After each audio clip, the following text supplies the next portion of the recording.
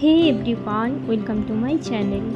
আশা করি তোমরা সবাই ভালো আছো। দিনের শুরুটা আমি একটু ভগবানকে স্মরণ করেই করা পছন্দ করি। তারপর এখানে আমি একটু সানস্ক্রিন লাগিয়ে নিলাম, তারপর একটা লোশন লাগালাম, যেটা আমার ডক্টর আমাকে সাজেস্ট করেছিল। আমি কিন্তু এখানে কোনো ভারী মেকআপ আজকে দেখাবো না, জাস্ট একটু নিজেকে একটু মেনটেন রাখা বা একটু সুন্দর করে রাখা বাড়িতেই কিভাবে আমরা করব সেটাই তোমাদেরকে দেখাচ্ছি।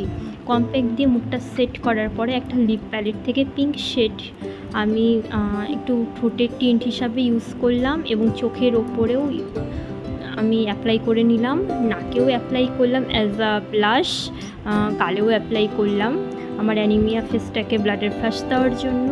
এখানে আমি আইব্রোটাও একটু জাস্ট একটু সেট করে নেব, কারণ আমি আইব্রো করার একদমই টাইম পাইনি।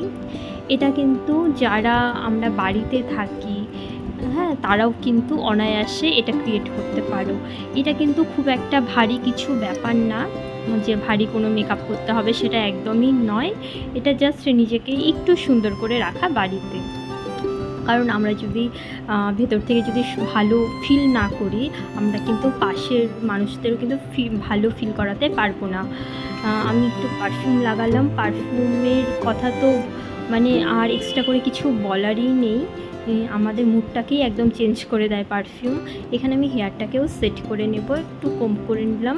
এটাই ছিল আমার আজকের ভিডিও। আই হোপ তোমাদের ভালো লেগে